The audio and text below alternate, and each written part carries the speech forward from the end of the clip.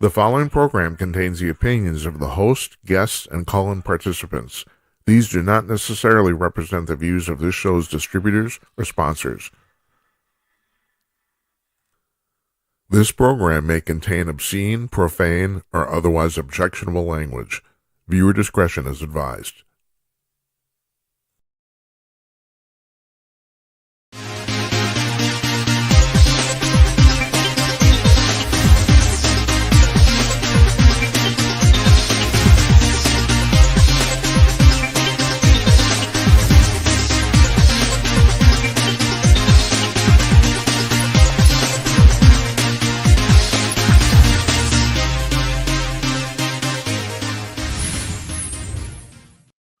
My God, so professional.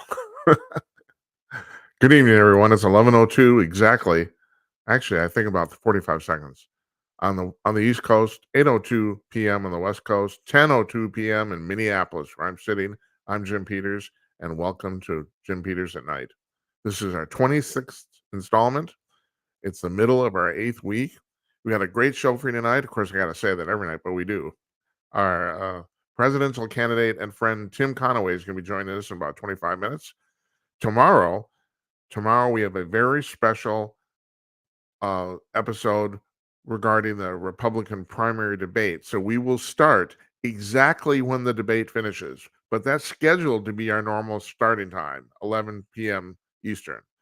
That's what it's scheduled for. So, but we'll see. If they go over, we're not going on. If they cut early for whatever reason, we're starting early. Our panelists are going to be in, um, investigator, or what's the word I'm looking for? Operative, Don Zorro, and Jeffrey Meyer, the publisher of Kong News and the conservative news aggregator. Those are our panelists. We're going to take your phone calls the entire time. They are not quote unquote guests. Where they're coming on right away as soon as the debate is done. We will talk about the debate, and hopefully, maybe in about an hour and a half, I'll have a pizza afterwards. Because I gotta tell you, so me, I'm really prepared all the time. Around 11 or 9:20, 9:25 local time, about a half an hour, 40 minutes ago, I'm sitting on my desk, I'm typing, and all of a sudden I realize, Jesus, I'm hungry. And then I realized I haven't eaten anything. I barely had anything to eat today. I ate a couple tacos at 1 o'clock. That was it. That's all I've had. And yeah, I'm hungry. And so we might, and when I get hungry, I'm hangry. We might end this a little early because I need something to eat. Okay. So yeah, I think I ran down everything. All our announcements. Oh, one more announcement too. I want to make sure I get this in. Um, One moment.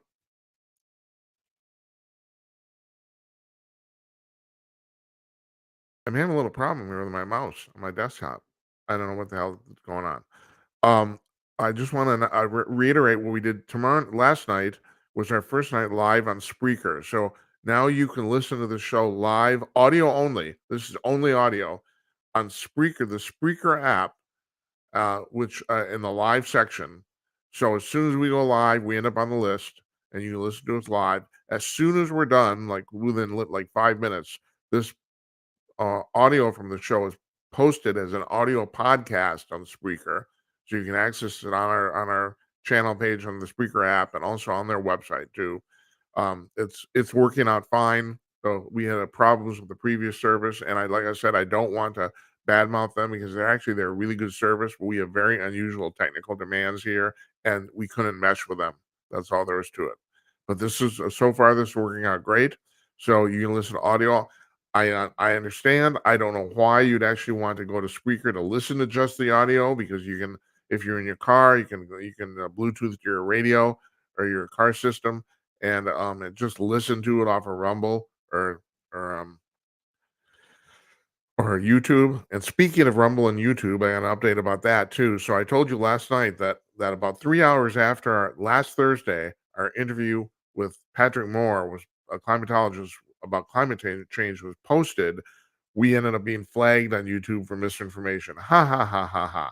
Okay, to this afternoon, actually this evening, about 3-4 hours ago, I made a post on our blog explaining this, and also I linked to the page that YouTube recommended we read to make certain that you guys know what climate change is. It's on the United Nations website.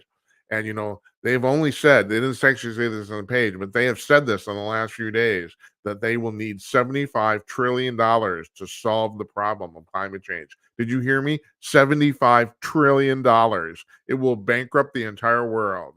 Now, first of all, before I go on, amazingly, in preparing that blog post, I actually double checked, and the misinformation flags on that particular video have been removed. They're no longer there. And like I said on the blog post, do you think that YouTube came to their senses? No, no, they didn't. They don't have any senses. No, they didn't at all. So I don't know what's going on there, but they're gone. But I put the page from the UN climate change thing up anyway because I thought you should read it. I think it's hilarious because these people, they just downright lie. They're lying fucking liars. That's what they are. Why? Because they want your $75 trillion. That's why. I don't think they're that stupid, although I think a lot of them are. Like, I think John Kerry actually buys all this bullshit. I think he's bought into hook, line, and sinker because he's stupid. He's really stupid. This man has no business being running anything, let alone the United States government. God in heaven, I'm glad he was not nominated for president, or that he won. It's like shit. I mean, isn't this an amazing election in 2004? You have the worst public speaker in Washington running against the second worst public speaker in Washington. I just couldn't wrap my mind around that. I mean, okay, some of you like George W. Bush. I'm sure he seems like a great guy. I'd love to have a beer with him. Do I want him running the government? No, I don't. I'm sorry. I shouldn't say that because I'm not a Republican, but the Republicans can do better than that. He was not a very good president, period. And he couldn't speak at all. That was actually, I don't have any problem saying that. The guy was an incompetent public speaker. So was John Kerry. John Kerry's been in Washington. Well, he's one of these guys. What is he? I think he's almost 80, if he's not 80 now. And he's been in Washington, 44, 45 years. Has it ever, and not only that, he's filthy wealthy. I mean, filthy wealthy. He married two, not one, but two of the most wealthy women in the United States. Unbelievable. The guy's filthy wealthy. Couldn't you just hire like a speech coach or something? I mean, couldn't you learn this a little bit? Maybe it's because he doesn't have to. He's going to be there forever because of the money. So we're never going to get rid of him or Dianne Feinstein or Mitch McConnell or all these. And notice I'm talking bipartisan here. It's all these people. And Chuck Grassley, bless his heart, is 92 years old, and he's still sharp as a tack. And I don't know, people, this happens to people at different phases of their lives. I mean, he could pass for 70 or even less. I just found out today. I just find this amazing. Studying up for the debate tomorrow. Martha McCallum was one of the two moderators of the previous debate. She's 59 years old. Have you seen her? I mean, Jesus Christ. She doesn't look, she could pass for 35. She's 59 years old. Christ almighty. I mentioned this to my wife, and my wife said, well, she had work then. I said, well, I can't tell. And she said, well, yeah, you can't tell when the work is good. If they've done the work bad, that's when you can tell. Okay. Point taken. Maybe you're right. I don't know. All I know is she looks fantastic. She doesn't look anywhere close to her age, and people seem to be, I mean, not just living longer, living better longer, first world, man, capitalism, I say, there you go. Yeah, you want to go down that democratic socialist road where all of us will be shitty, all of us, and we'll be equal. And it will solve the problem of inequality. We'll all be equal and it'll all be shitty. Seriously, you stop and think about this. I mean, here's an example. My wife is going off on a 1 week vacation tomorrow. I'm not going with her. I can't. There's a whole bunch of stuff going on here. I have the show. I got a cat that needs to be tendered after, and we couldn't find anybody to do it. I say, God bless you, girl, my wife. Go have fun. And we've done this before. I had a job about 25 years ago where I could never get away. And my wife took umpteen vacations without me. Usually she took a girlfriend, I mean, seriously, it's better that one of us have fun than neither one of us have fun. But that's the way I think, it's like, at least half of us are having fun, go off, no, the liberals, no, it's equity. The outcome has to be all the same and we're all going to be equal together. and we're going to be equal in filth. That's what's going to happen. But will it be equal? They'll solve the problem. It'll all be, we'll all be equal instead of one of us being filthily rich and the other one of us failing. Okay, and you may say that's a terrible thing, but it is a terrible thing for the person that's failing. But for society, that's better than everybody failing. It really is. You can't get around. Yeah. Do I look mad? Yeah, I'm mad. Yeah, that pisses me off. Okay, so I was talking about this thing with our interview being flagged as misinformation. Our friend Jazz Shaw on Hot Air today, he wrote a story. Let me pull this up. It's called "Has Bill Gates Bailed Out on the Climate Crisis?" And he and other people, I'm starting to see this all over the place. Well, also the fact that the British Prime Minister, what's his name, Ravi Subak, I can never get it right. I don't know. Are basically kind of walking back the whole climate change catastrophe hysteria thing. People are starting to figure out. Like here's a quote from Jazz's article, and I do Jazz, and this is Jazz himself talking. He's not attributable to anybody else. If you push people too far over a subject they might not fully understand but might sympathize with you over, they're going to buck sooner or later. This has been my whole thing about the trans issue. The trans issue ultimately will damage the gay and lesbian community. I'm not going to bother with that alphabet soup bullshit they put out. No, I'm talking about gay and lesbian people and maybe bisexuals, those specific groups of people. The trans issue is going to end up biting them in the butt because I've noticed this online now. People, basically gay marriage has been accepted by the United States. I know a lot of people, there's some people that don't buy it, and also there's some people that can't wrap their mind around homosexuality. But it's basically been a settled issue, and all of a sudden, we have trans people being pushed in our face, and we're called transphobic for not accepting it. And they're just yellers. I mean, these people they're yelling about completely irrational shit. And so then you get a blowback. And I get online. I don't, participate in social media, but I read stuff. And yeah, now people are slamming gay and lesbian people now. And that's because people, and especially people, feel forced into this issue of acceptance. And the one they if you want to put it this way, that community has now gone one step too far. They've decided they're going to legitimize, quote unquote, legitimize this trans issue. And the problem is it wasn't not illegitimate in the first place. Nobody really cared. Why? There's so few transgender people. I mean, even the New York Times estimated that the total population of the United States, 0.46% was transsexual. That's less than one out of every 200 people. I think it's lower than that. I think they're estimating high. There's no surveys done on this yet. There's finally now surveys coming out about the number of homosexual people in the United States, and it appears to be about 7%, which was my guess all along. I was always guessing about 7 to 8%. And that's from all the evidence and all the previous polls about what people thought. But the problem is, and it's just not climate change. If you push people far enough into something that seems ridiculous, they will revolt. And then there's people that get caught in the crossfire. And in this case, it's the gay and lesbian people are getting caught in the crossfire of this trans bullshit. The thing is, here's my position. I don't have any trouble with trans people. You want to wear a dress? You want to go out, live like a woman? That's fine. But here's the deal. Living like a woman and being a woman are two completely different things. You have to understand that. I have no trouble if you want to live like a woman. If you dress like a woman, I will address you as a she. I will. It's like I'm using the same thing humans have used for hundreds of thousands of years, the visual cue. If you're dressed like a woman, I will address you as she. It's the same thing. I mean, I've told you this before. Years ago, I actually worked with a bunch of drag queens on a regular basis.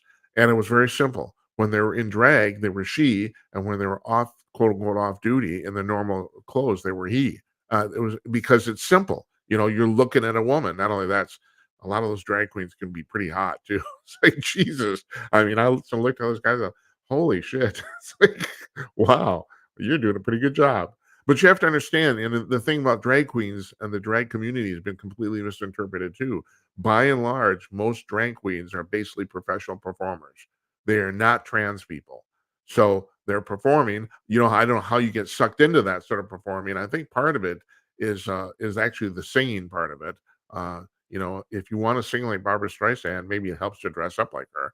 I don't know. I gotta admit that part I could never understand how you were attracted to that sort of thing, but it was definitely a performative function. And most of these guys when they were off of work and not, they just wore their regular clothes, and yeah, some of them were gay, some of them weren't. It's a completely separate thing. It's not a trans community thing. Unlike Dylan Mulvaney, the supposed trans guy got caught up in the Bud Light stuff. He's not even a trans person. He's a drag queen. He's a performer.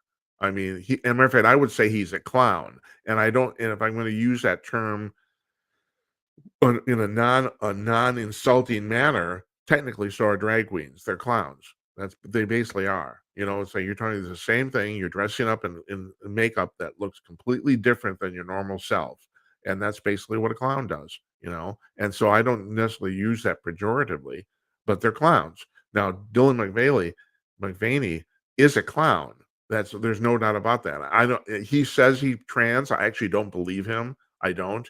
I've known enough of these people now to kind of, it's like, I think he's doing this completely for attention and money, and God knows he's actually made a lot of money. That's the scary part. I mean, this guy has no business representing the trans community at all. None. He's about the least authentic trans person you'd ever met. I know trans people, not many. Now we have Don Zorro coming on the show tomorrow, but he famously asked me on one of my radio shows when I was interviewing him. He said, "Jim, how many trans?" And him and I are virtually the exact same age. We're within a few months, 67. He said, "You're 67 years old. How many trans people have you known in your entire life?" And my answer was two. And he said the same thing. I've known two. Now, of course, some of them could be in the closet and we don't know, but, they dress up in their private time or whatever, but still, uh, I met a lot of people. I probably met way more people than you. I was talking about this last night. You got guys like Donald Trump, and who else would be on his level? Michael, the other guy who was the mayor of New York. Excuse me, Bloomberg. Those guys. They've met, I don't know, probably 100,000 people in their lifetime. I mean, way that's the thing. Most people can't even relate to this. Like, the number of people Donald Trump keeps straight in his head is mind-boggling. And thing is, I don't even approach that, but I know way more people. I've met way more people than the average person. I know that. And so, okay, where am I going with that? Well, it's the fact that Dylan Mulvaney is I don't believe that he is a legitimate trans person. I don't. And why the hell would Bud Light do that? I'm watching Jesse Waters a couple weeks ago on Fox News, and he says now he has this guy named Johnny. He sends out that Johnny does the same thing for Jesse Waters that Jesse did for Bill O'Reilly years ago. He goes out and he talks to people on the street. And he's at Princeton, I think it is, and he's interviewing this woman who says she's majoring in marketing. And Johnny says, "What do you think of the whole Dylan McBailey and Bud Light thing?" And she said, "Well, I really admire Bud Light for doing that." She said, "I think Dylan McBailey is really cool." And Johnny said, "Yeah, but you understand the sales tanked, right?" And she just smiled. She had nothing to say. That's because for a lot of these kids, the social justice outcome is more important than the sales. And folks, that's nuts. That's crazy. The idea is to sell beer. You're not trying to make a political statement. And beer is the best example of that, because people, when they drink beer, and the beer they drink has nothing to do with politics, nothing. And they're trying to make it about politics. It's hilarious. And then they wonder why the sales tanked. And this is really important to understand. There was no organized boycott of Bud Light. None. It's just millions of people just decided, I'm not going to drink this anymore. I don't need anybody to tell me. I'm looking at this fool, this clown, that they're trying to push to get me to buy beer, this ridiculous clown, I'm just not gonna do it. You guys can go, and the thing is, let's be honest, there's not that much difference between one, brand of beer and than another, especially in the United States, where we basically have what I call piss beer, you know? I mean, even Canada has way stronger beer than we do. And you know, from a beer standpoint, it's really kind of pathetic. I kinda like piss beer. It's on a hot summer day, it goes down like water. It's great, you know, but still, the fact of the matter is there's not a lot of difference. So, you know, Bud Light, okay, you're going to emotionally, alienate me? Alright, I'll go over to Michelob or some no, Michelob's actually the same company. Or maybe they did go over to Michelob. I mean, Bud Light sales really tanked, and a lot, but all Anheuser-Busch sales tanked a little bit. I mean, the company's gonna survive this. The brand may not, but the company will. But that's my point, you know? Why are you gonna do that stuff? So getting back to Jazz's article, what the point Jazz was trying to make is that the climate change people have been pushing this doom and gloom shit for so long that people are finally starting to wake up. And he's noticed, and I've noticed too, the press is now slowly starting to wake up too. The press is starting to realize that maybe this is crap.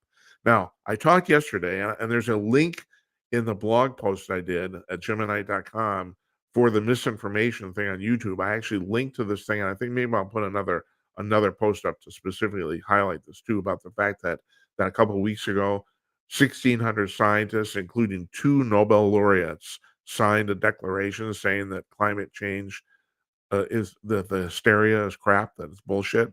But and this, I want to be very precise here. This bears pointing out a lot of these scientists don't all agree on why it's bullshit.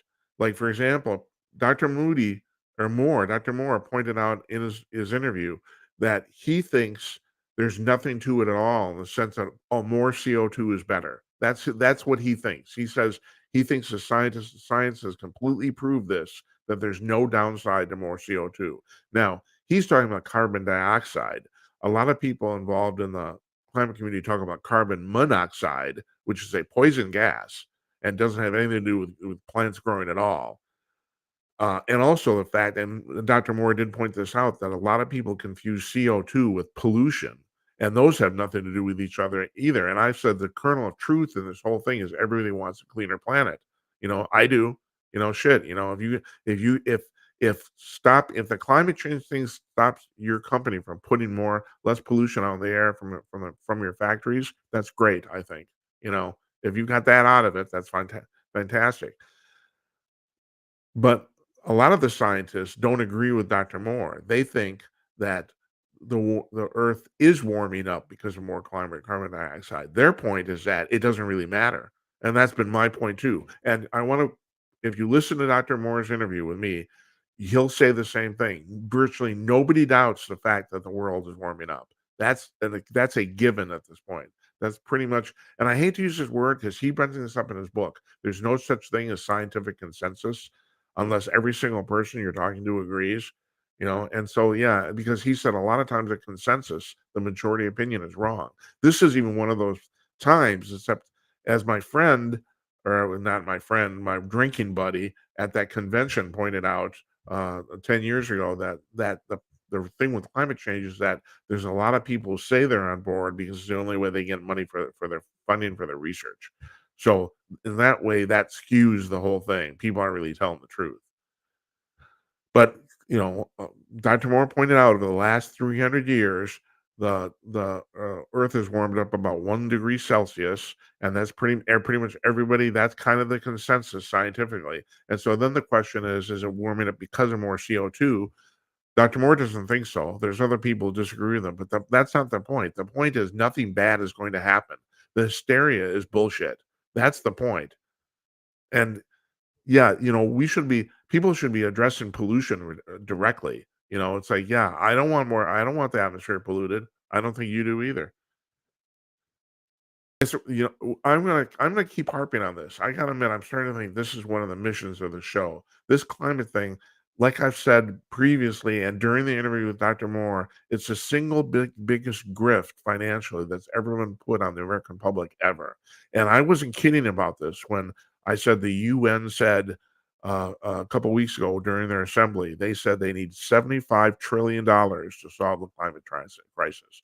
Did you hear me? $75 trillion. Now, we're the richest nation on earth, and our entire economic output per year is only, I mean, I'm not talking about even taxes. I'm talking about everything is only about $16 million. They want 5 times that amount to solve the climate crisis. No, they don't. They want 5 times that amount so they can live in absolute luxury. It's a grift. They're taking your money. And Tim's probably coming on here a second, but I'm gonna end with this. I'm kind of obsessed with the UFO thing. But one of the things I'm really interested about, and I noticed this many years ago, is the way the UFO phenomena and issue, the way it intersects with politics and government. Because a lot of people think that the reason we're having this slow reveal of UFOs and ultimately will be extraterrestrials. I mean, like Christopher Mellon has said, the guy who worked, the deputy State Department guy, like he no one in the government wants to talk about the A word, which is aliens. If you have crashed extraterrestrial spacecraft, they have to come from somewhere, and that means there's if aliens aren't inside driving them, they're remotely controlling them. That's for sure. So the reason I'm bringing this all up is because a lot of people think that the slow reveal of the extraterrestrials now that's going to happen over the next few years is going to be because the government is going to say, "Oh, look, the extraterrestrials, the aliens are evil. We need money to fight them." That's going to be another one of these grifts where the government is going to say, "No, no, we're going to be in a potential war with the aliens, and we need to raise taxes." That's what and I think there's a good possibility this is going to happen. There's a lot of people in the UFO community that don't think the aliens are benign. A lot of people think that they may be malevolent. But the fact is right now, the only thing we know is they've been around for a long time and they have not killed us yet, where they probably could really easily. So if you're gonna say, well, we need money to fight the aliens, bullshit. You do not. Shit. Reagan tried that clandestinely. All right, we got all right, Tim Conaway's here, but he's not really all right. I'm gonna try putting him on the screen. We don't have a picture. Tim, are you Okay. Yeah, let me try to do something here. okay? I could run the nice little intro while you do that. Yeah, why I'll don't do you? that. Here we go.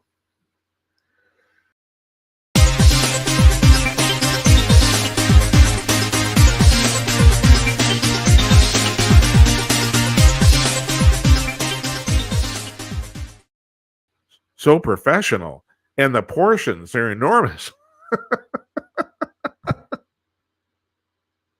Hey, I'm punchy tonight, Tim. I'm just warning you.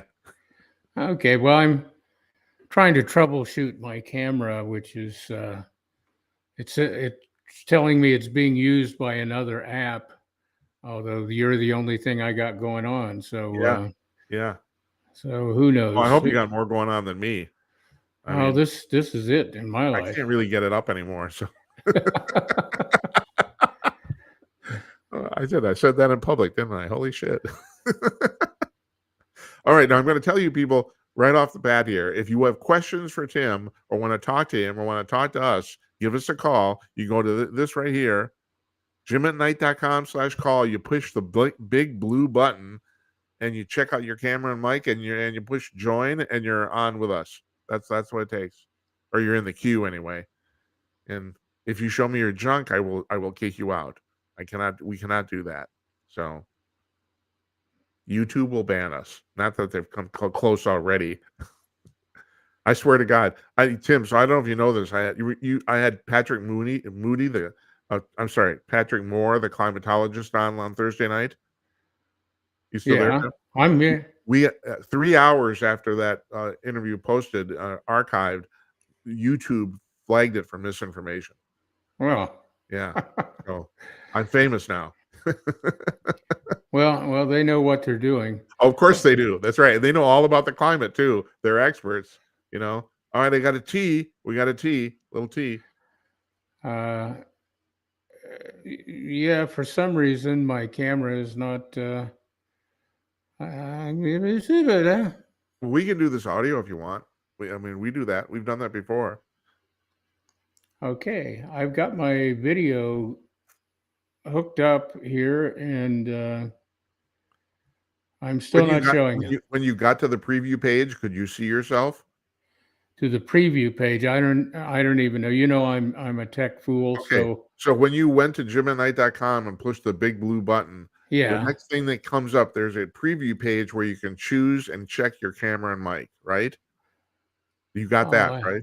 I okay. Here's check your camera. Right. Okay, mic and speaker, and what am I supposed to do here? You talk about you're about to join the stream, and All right. Here, click on the camera drop down, and you should have two choices, your camera and no video. If you have more than two choices, that means you have more than one camera hooked up. And you might have a virtual camera too, depending oh, on what you want. here's my camera, and oh, it's saying camera, no video. So whatever that means. That's the only choice you have?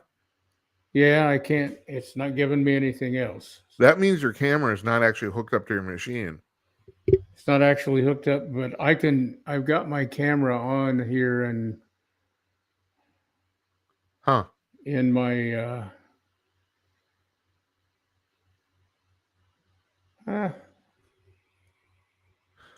I'm gonna start asking you questions.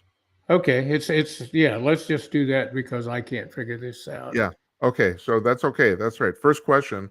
When Reagan said the government is too big and makes too much money, was that true? Well, well, yeah, and it's much worse now.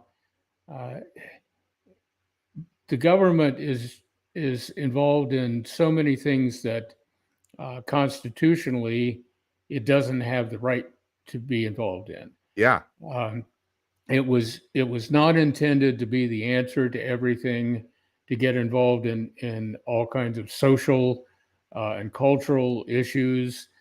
It was intended to be a kind of bridge between the individual states and the things that no individual state could manage for the rest of the states.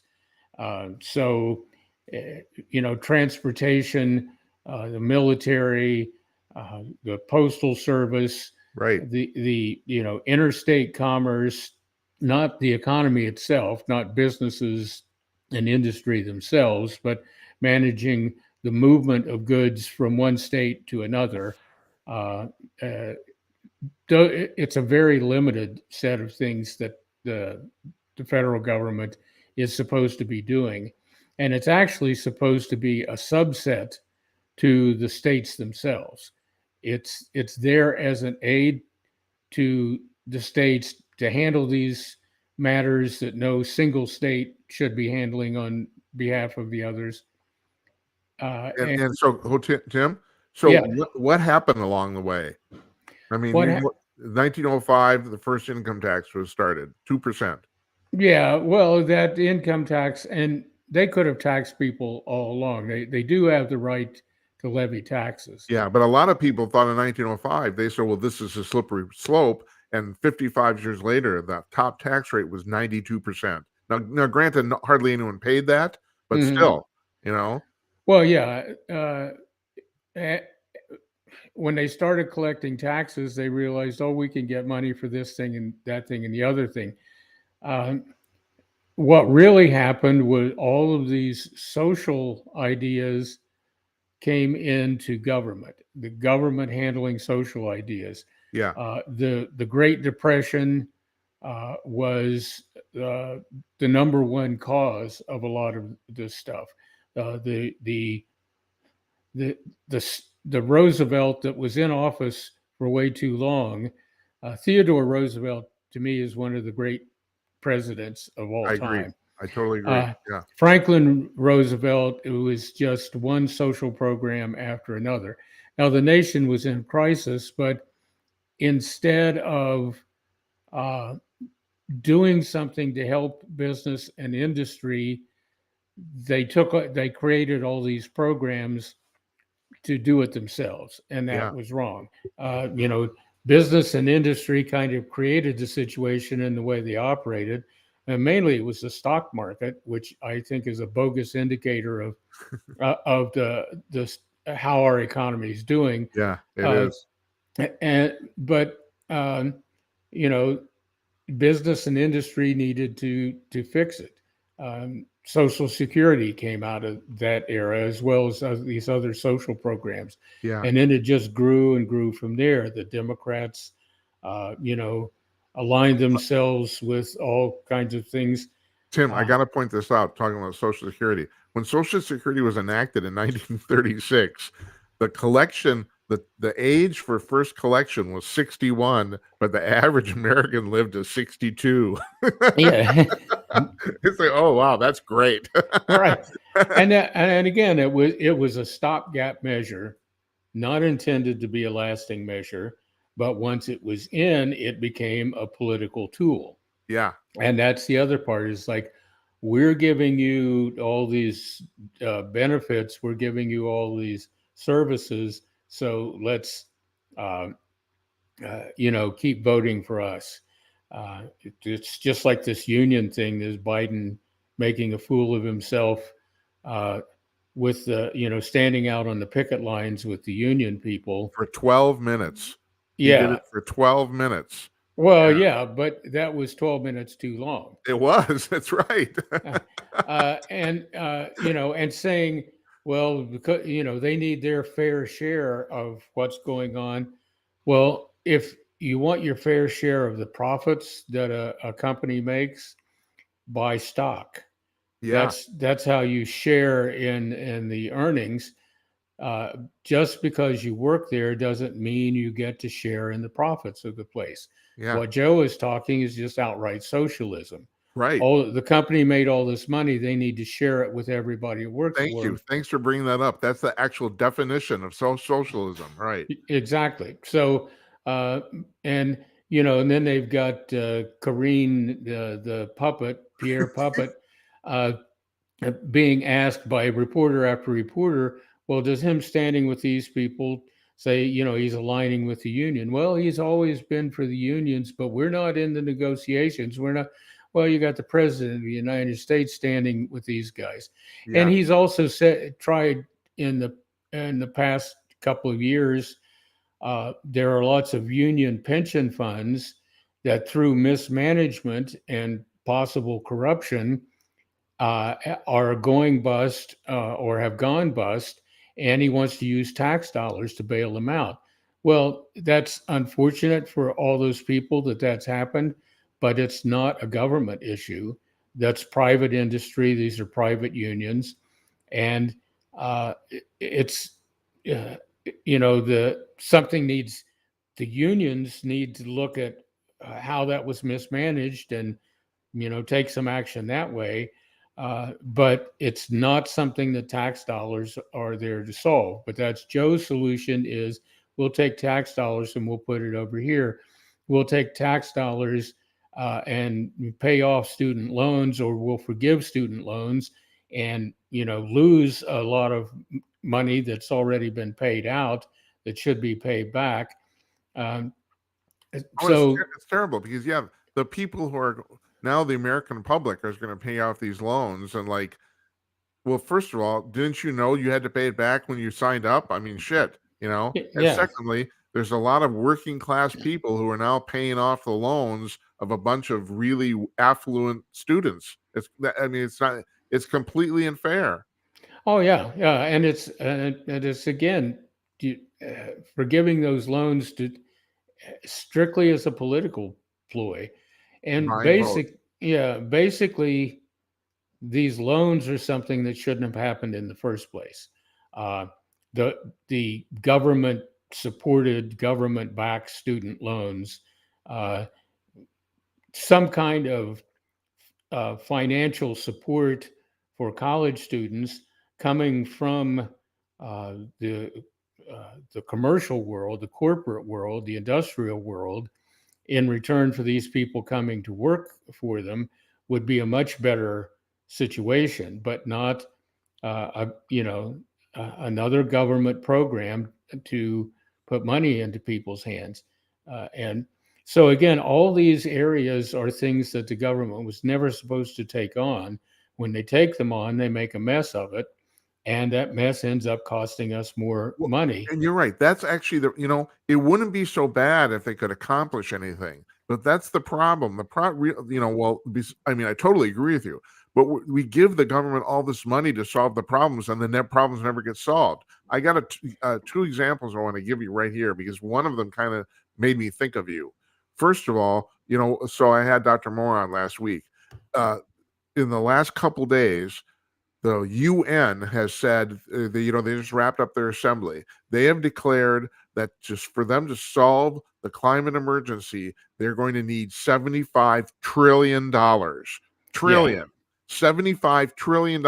I mean, our entire economic output of the richest nation on earth is only about $15 trillion a year. They're going to need $75 trillion. And the second thing that made me think of you is Dr. Moore said during his interview, he said, that now his argument is that CO2 is not causing the temperature rise of the earth. As a matter of fact, he says it's actually the opposite. The temperature rise of the earth is making more CO2. But he said the temperature rise of the earth is primarily due to the wobble of the earth's rotation around the sun, which you've been talking about for years. yeah, I mean, he said they proved that now. yeah. Yeah. There are all kind of natural causes that are going on, and the first, the basic thing is that the Earth is not a set standard environment. There's a range of things that happen, and over the course of recent Earth history, and I'm talking 100,000 or 200,000 years, Yeah. there have been changes back and forth uh, with the climate. We've had an ice age. We've had warm periods. Um, Deserts used to be meadows and savannas, and the ocean used to, Southern California, Death Valley, and other parts of Southern California were once under the ocean. The Earth doesn't stand still because people build structures on it. Right. And so there's that thinking. There's a great tool, and unfortunately I don't have the name of it in front of me, but and I mentioned it before. I'll try to get it to you. Maybe you can put it in Yeah, your yeah, blog. I know what you're going to talk about here. Could you send me the link on that? I'll put it on our Yeah, blog. Yeah. but uh, it has. The scientists who did this took 14,000 different pieces of information and put it together into some kind of formula algorithm, and they have a chart where you they've got all the factors in it, the CO2, the using fossil fuels, how using coal to make electricity, all these different factors are in it that affect the climate. And if you adjust stuff in there, you can see what the expected outcome would be from those adjustments. Hmm. So if we do nothing at all, by the end of the century, the average temperature is expected to rise by 3.4 degrees Celsius. If you slide over, like remove all the use of all fossil fuels as of today from that, all fossil fuels for vehicles, all fossil fuels for generating electricity, then by the end of the century, the climate, the average temperature will increase 2.7 degrees Celsius. Oh, wait a minute. We just turned off all these things that people say are killing the planet. but the temperature still rises. Yeah. That point 7 degrees is about 20% of the expected rise. So all of this fossil fuel use could have some impact of it, probably has some kind of impact along with everything else, but it's only 20% of the total. The rest of the total is pretty much the natural environment doing what it does on the Earth. And yeah, the Earth's axis has moved 31 feet, which in the grand scheme of the Earth doesn't seem like much, but a 31 foot shift in the axis gives a different kind of exposure. The perihelions and anhelions in the Earth's uh, oval orbit of the sun, we're not on a perfect circle. It's more of a big wide oval, brings us closer to the sun for longer periods of time where we're at now, because the Earth isn't always, or the sun isn't always at the center of that rotation. The Earth's rotation moves, the center of it moves slightly back and forth. So, we've got all kinds of different factors going on. The solar flares are at a peak. Right now. There are things happening on the sun that astronomers have never observed before with the radiation or these solar bursts that create these rings of radiation at the top of the sun. So, the universe is not a constant, and the sun is not a constant. The earth is not a constant. And you just alluded to something there too, and I think this is really important. We barely know anything. It's like we're just learning this shit. I mean, 20 years ago, there was no proof that there's any planets outside of our solar system. Mhm. Now they're finding like several hundred of them a day. It's Yeah. like, I mean, it's crazy. I mean, no, we don't know nothing. I mean, yeah. So yeah, you're Oh, saying they're seeing shit on the sun they've never seen before. Yeah, I right. bet they are. No shit. Yeah. So, and so that's one of the problems. We like everything set, uh, you know, and, we build buildings and we want them to last forever. Well, buildings aren't even intended to last forever, but we just think, oh, we can control this, which is foolish. Yeah, and Uh, all right. So answer me this: why the hell are humans so arrogant? What is our problem? You would like to think that people would figure this out. I mean, you're right. It's a constantly changing environment, and sometimes maybe it doesn't change in our favor. But why can't people figure this out? Is it just because we think we're gods? Is that the Well, yeah, I think so. That's probably truer than any other thing about us. We are in charge, and in order to survive and to grow and to create, uh, have to have that. There has to be some of that arrogance and some of that feeling of omnipotence in there. And as you were saying earlier on the show, it's like, well, to get grant money, you don't go in and say, we think that it's possible that it might be this situation if we research it a little bit more. They go in for that grant money saying, we can prove that such and such is going to happen. And that's, oh, great. Then here's yeah, your grant money. right? They don't go in with well, maybe this can happen kind of approach. So, and that's why even the scientists who, maybe they know better underneath the surface are building stuff up more than it needs to be. They're taking their stand because that's, where their money is coming from. Yeah. And, it's just like the people in Washington think, well, we'll solve this problem, we'll solve that problem. These people, left to their own devices, could not solve a daily problem. There are people in Congress that I think don't have the wherewithal to be able to go in and open a bank account No by shit. themselves, you know, uh, and yet they're going to solve all the Yeah. social and scientific problems of the world. Well, yeah, even this thing about the UN. So let's say we actually do give the UN $75 trillion. Are they going to solve the problem? No. Well, first of all, there's no problem to solve. But secondly, no, they won't. They can't do No, it. the UN hasn't done. The UN doesn't do anything. No, it It doesn't. it doesn't actually. uh, it's been collecting money for a long time, and whenever there's a problem, what they do is they set up a panel like this Yeah, panel that you've talked about. right. They set up a panel to study this thing or to come up with this thing. The war in Ukraine, they set up some panel to study that, and it's just like the panel to study the sanctions in Iraq and the panel to study or in Iran, the panel to study that.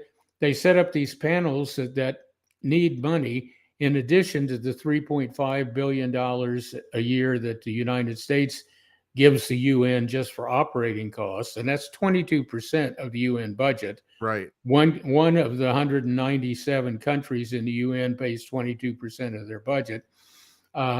We've given them like an additional $9 billion to run these other committees and these other little organizations that just funnel money through. They're in betweens, they're middlemen for all this stuff, but they don't actually do anything. So I would tell the UN, have a bake sale, but Yeah.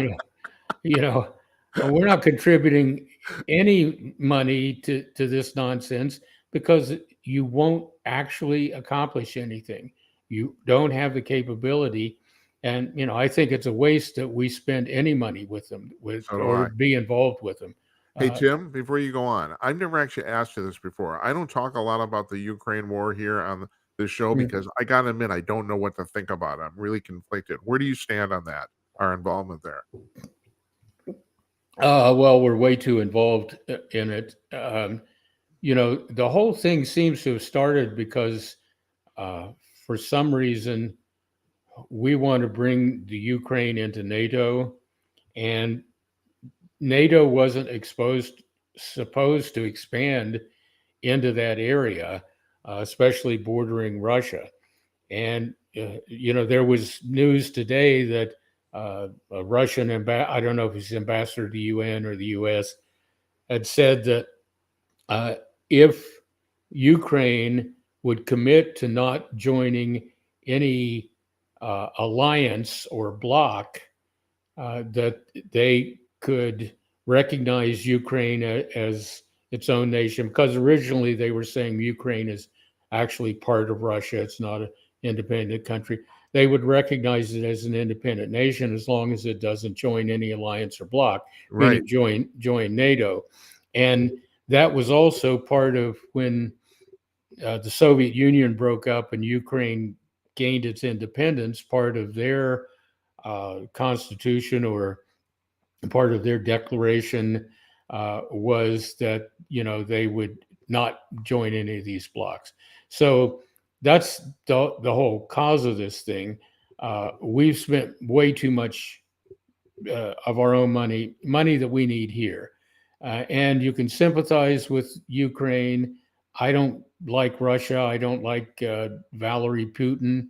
I think it's a dangerous country, but all those billions of dollars could have been spent here helping American business and industry, or actually fixing the roads instead of talking about it, improving our electrical grids, which is, if we're going to be this all electric nation, we need to have better and more secure grids, and we need to have better and more secure ways of producing electricity. And I'm a big proponent of nuclear power for that. But so the Ukraine is it's another. I don't know. It's some kind of show that we're putting on to Europe, or that we're supposed to be showing Russia how much we're committed to them not doing something. But it's a very confused situation. And the other NATO countries were reluctant to get involved later on because they're right there. They're in a lot more danger Yeah. than we are from this. So, but it's time. We've spent enough money, and no matter how much we spend, Ukraine is never going to defeat Russia in a military engagement. Russia is just too big, got too many people, got too much. I mean, almost all of the money, the government money in Russia has been spent on the military over the years.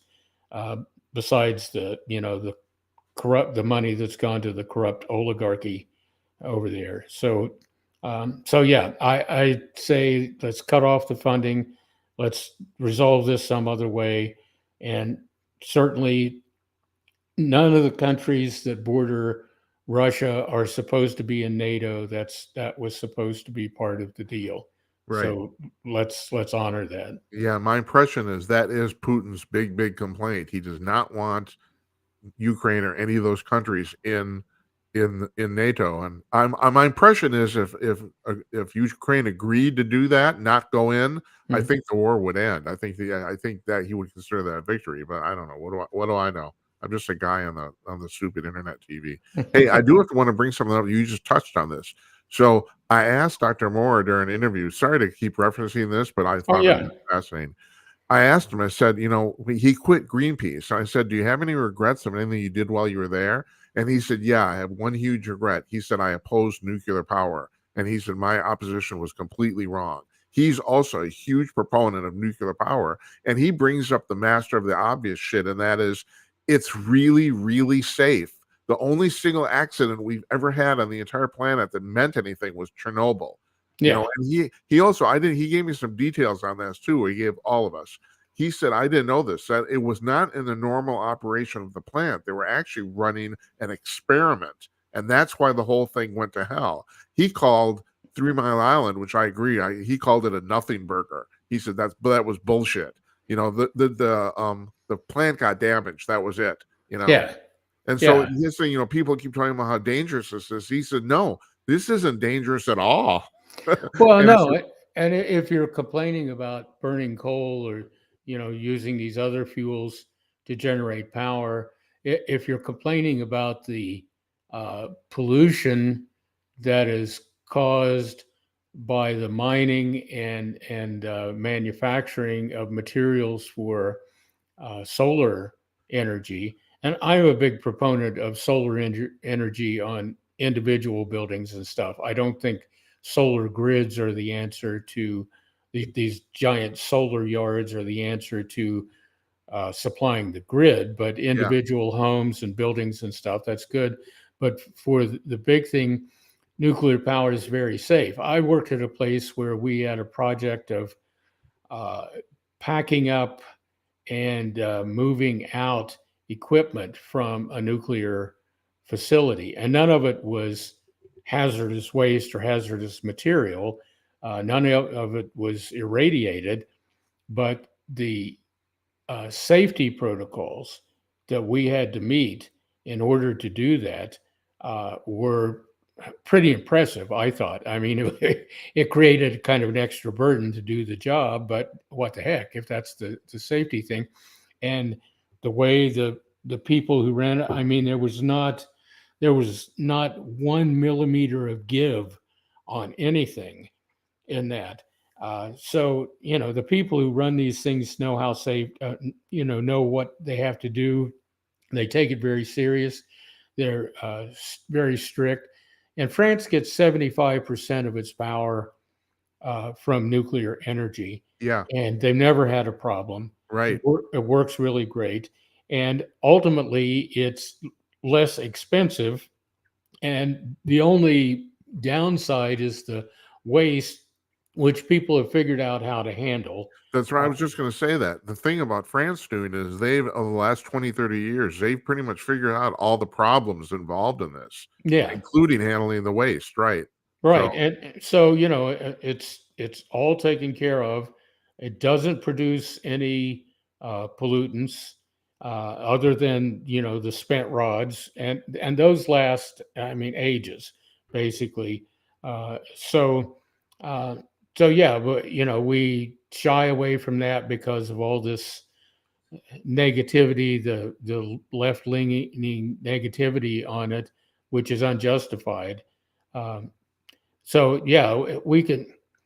And again, if we took um, half of the money that we've spent in Ukraine and put it into nuclear power, we could handle plugging in 300 million EVs, which again are creating a lot of pollution through the construction of the lithium ion batteries and the eventual, there are companies that are looking at ways to recycle that material and reuse that material, and there are also companies looking at better forms of batteries. But EVs, it's a myth that they are pollution free. Well, yeah, duh. I mean, right now, 80% of the power in the United States, electrical power, is generated by fossil fuels. If Yeah, you think plugging in an electric car is, pollution free, you're nuts. right, right. I don't understand. I think people are just deluding themselves. Now, actually, from a purely technical level, the idea of an electric car is actually pretty cool, and I'm sure you know this. In the 1920s, 100 years ago, there was a run for a few years where electric cars, even then, were quite popular, and that kind of fell out by the wayside. But of course, the world was different then, and you didn't, couldn't plug anything in. But yeah, Yeah. Oh yeah, I mean, an electric vehicle by itself it doesn't generate any emissions. It's quieter. There's a lot of pluses to it. The vehicle doesn't have as many moving parts, so right, there's less maintenance. yeah, You know, yeah, but they don't exist in a vacuum. no, You have to be able to draw that energy from someplace, that's and right, and especially like if you're an EV owner and you want to plug in at a charging station, and some government official is making a photo op tour of the U.S. in a vehicle, and her people go ahead to all the charging stations and block them off, driving gas powered vehicles ahead of her, yeah. block the charging stations. That, And of course, that actually happened. yeah, yeah, it's just, and this is, we're talking about the arrogance of these people. The people in the federal bureaucracy are worse than the politicians who think they know it all and can do it all. The people in the federal bureaucracy have basically a lifetime guaranteed job, and no matter what stupid thing they do, they'll keep their jobs. Yeah, Uh, and the worst thing that can happen to them is they would leave and go into the private sector where they would make probably more money, although people in the government jobs make a huge, they're much better paid than people, on the average, much better paid than people doing that same kind of work in the private sector. right. But and like you said, they have virtually no ramifications for fucking things up. Right. They hardly anyone ever sees any consequences. I want to point this out really quick, Tim. If you want to talk to Tim and I, if you want to join in on the conversation, give us a call. Go to jimandknight.com/call, and you can talk to Tim. You can't see him. Yeah, I don't know. This worked before. I got Yeah, the same setup, but I'll have to look at this. Technical difficulties have been the key words here for the last month or so in my world in general. yeah.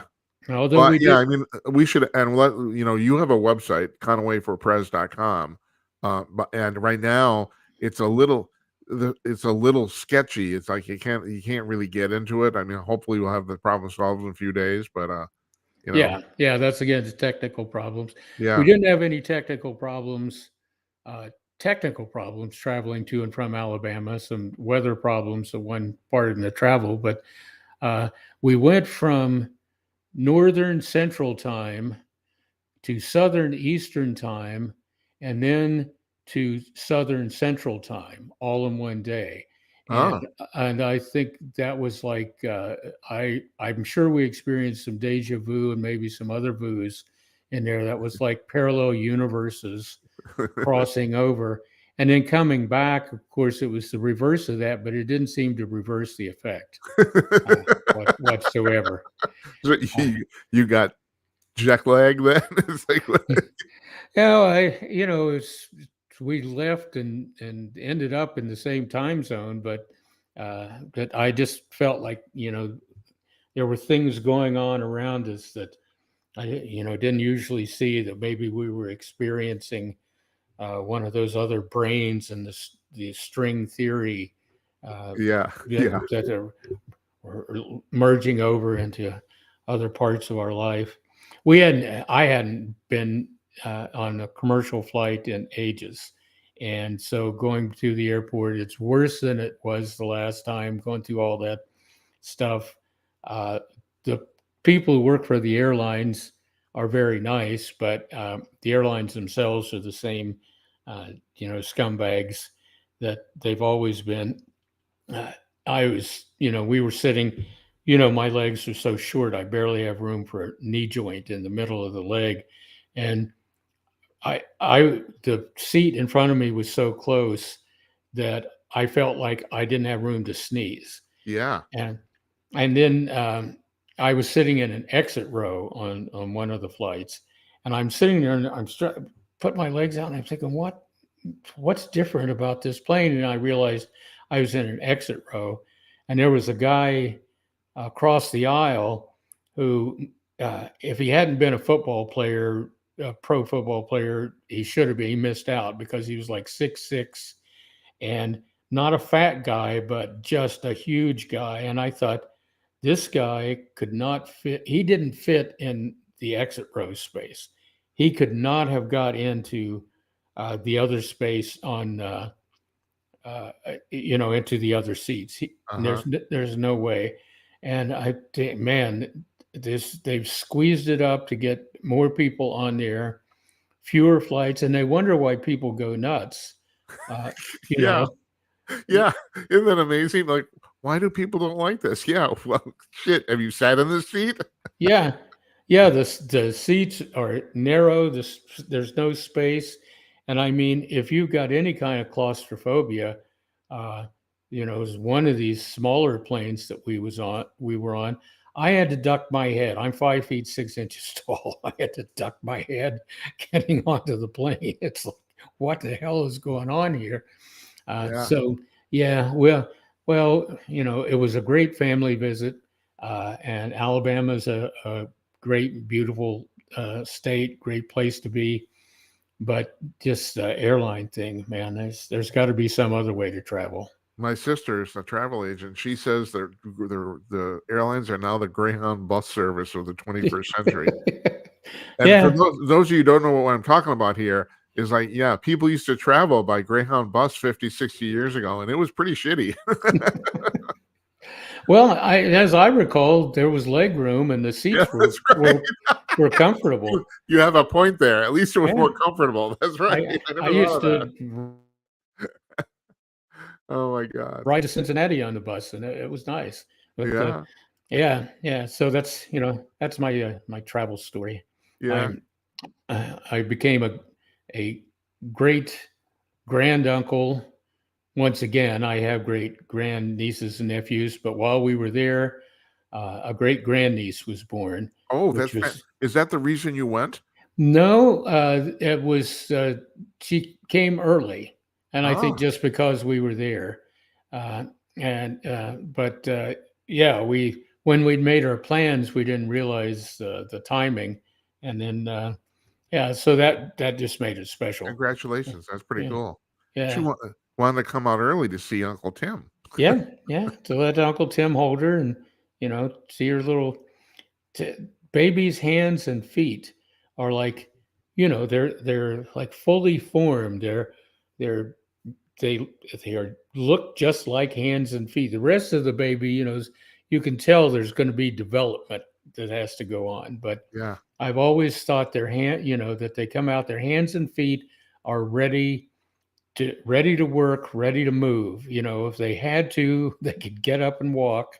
Um, if they had to use their hands to grub for food or whatever, they're ready to go. or mine cobalt.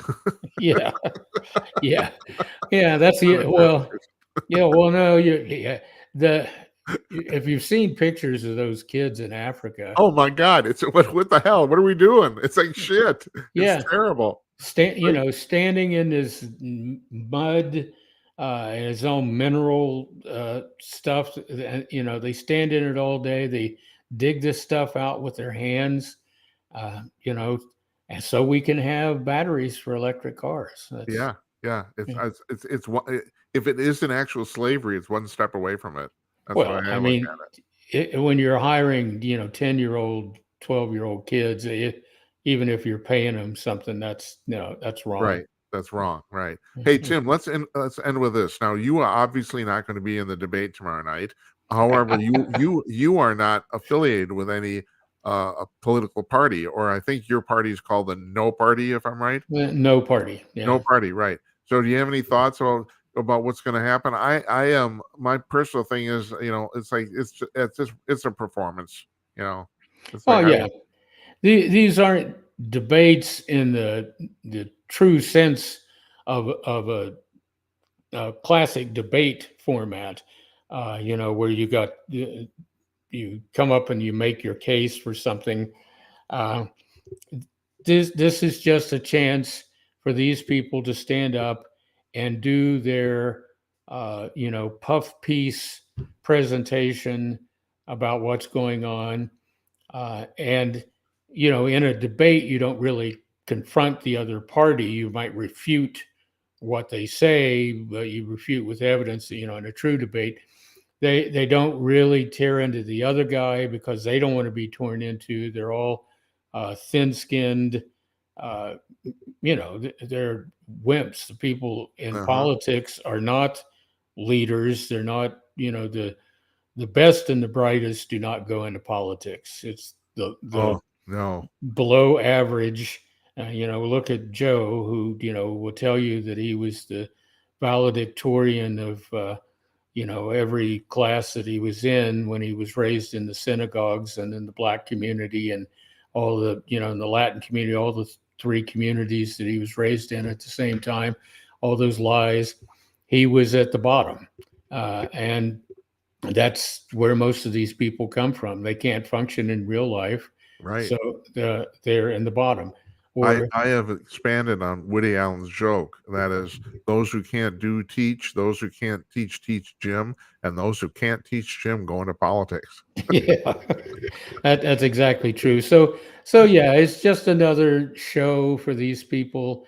I don't know what they get out of it.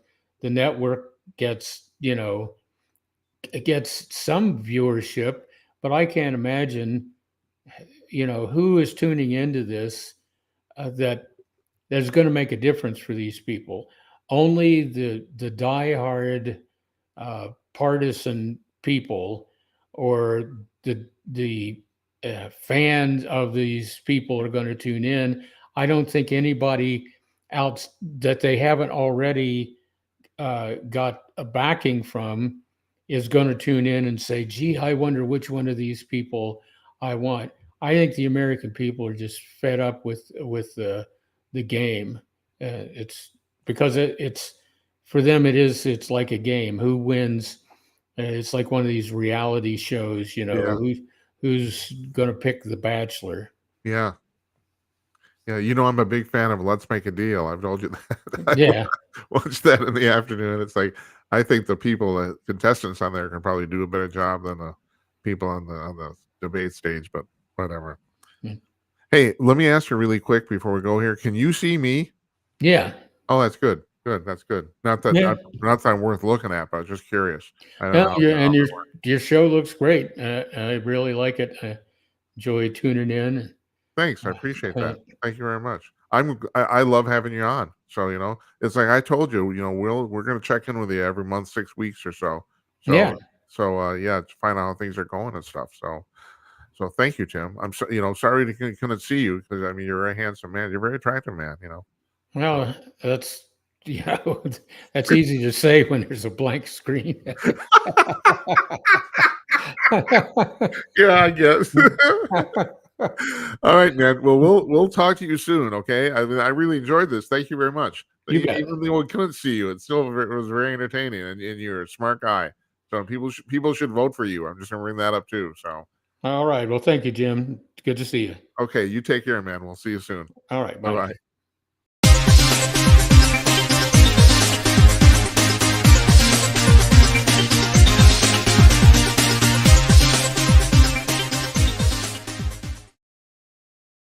It's like a transition almost. Did you see that? Our thanks to Tim Conaway. Very entertaining man. Always like talking to him. It's great. And he has some good ideas too. It's actually not even good ideas. They're not, I could even say not even great ideas. It's just stuff that, like he was talking about the overreach of the federal government. Well, that's built into the Constitution. This has all been so totally twisted what we've ended up doing here. And it would run way better if we just stuck to, and that's his point. It would run way better if we just stuck to what it was the original plan, you know? And oh, come on. $75 trillion to the UN. I mean, Tim is absolutely right. The UN does absolutely nothing. It's like all it does, they form committees. They get together, form committees, then they go to lunch, and then at the end of their day during the assembly, then they hire the hooker. That's what happens. So, I mean, I didn't have to tell you this. So it's made the news about the fact that hookers, prostitutes from all over the world come to New York City during the General Assembly because most of those guys are from highly repressive countries. And man, they come to New York City and all of a sudden they're not so repressed. Jesus Christ. All right, before we end here, I want to address one thing I said last night. So, I was trying. Oh, hold on, just a second. I want to address my notes here. Shit. What the hell? What am I doing? I'm not going to address my notes. I'm having a little mouse problem. Last night I was talking about the fact, and I had a friend who watched last night who said, "Well, you're coaching America, you're coaching the world." Yeah, okay, maybe I am. I said about the fact that the thing is, life is full of problems, but you should choose your problems. I did say that. And then it occurred to me afterwards, well, you can't choose all your problems. Yeah, like if you get raped, you didn't choose that problem, you know, or shit happens, But my point was that your life is going to be filled with problems no matter what. So you might as well gravitate or choose parts of your life that are most conducive to your personality. And that's why I said, the thing is about, everything worth doing is hard. And so you might as well pick something that's conducive to you and you think you might enjoy because it's going to be hard either way. And no, you don't have any choice about whether you get raped or not. You don't. And I don't buy. People do say there's some people who say, that there nothing is put to chance. I actually don't believe that. I don't think that's true. I think some things are. I remember reading um, a couple of years ago about a woman who had a near death experience, and she said that she went to wherever the hell those people go, Valhalla, and she said what she learned is that she said that our lives, if you're sent back to Earth as a soul to enter another body, if you're reincarnated, your life is partly planned out and also partly chance. That there's no big grand scheme per se. There's part of a scheme, and that always attracted me because I thought, well, that's exactly the way what life works. Part of it is planned out, and part of it isn't. And then how those things end up, coalescing with each other. That's basically what your life becomes. You don't have control over all of it. So no, I'm not going to sit here and tell you that if you were raped that you chose that problem. You didn't. But the fact is, a lot of life is stuff you choose, and you should choose the problems that are conducive to what you want to accomplish and what you want to do, because you're going to have problems either way. If you don't choose those problems, they will be chosen for you. And I suppose there's some, I mean, gamblers will say this too. There's some maybe some truth to the fact that if you don't choose the problems, they choose you. I don't know, maybe there is. Anyway, I just want to, it occurred to me that that what I said might have come off as kind of callous, and it did. Yeah, I was partially wrong, and I just want to correct that. So tomorrow night, we got the debate coming up. We got Don Zero and Jeff Meyer join us on the panel here. We're going to discuss the debate. That the last show we did this was about an hour. I don't expect this one to be that long because, like, seriously, what are we gonna, Tim is right. It's pretty. We've probably pretty much figured out this is all bullshit at this point. So we might have some fun making fun of the bullshit. We're gonna take your calls the entire time. Somebody should have called them and asked Tim a question.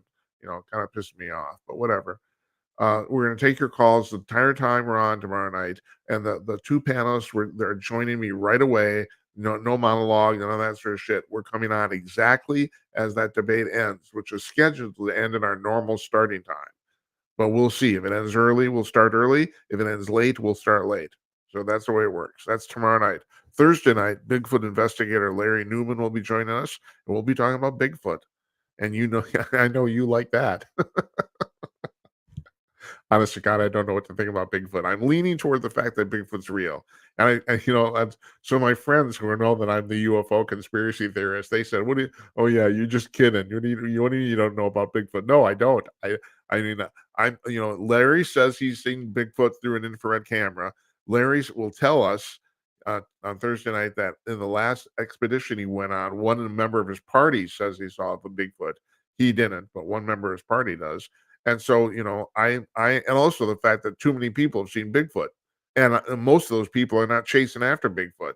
So I have a tendency to think this is real, but this, like I was saying the other night, this creature, if this is true, if this creature is real, it's way smarter than us.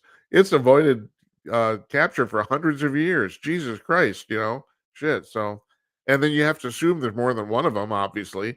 So, although there might not be a lot, that's the thing. I mean, I've heard that and who knows how they figure this stuff out, but supposedly the Bigfoot investigators, I've heard them investigate the fact there might be 8,000 Bigfoot in the United States in the forests, and that's not a lot when you consider the size of the American forest.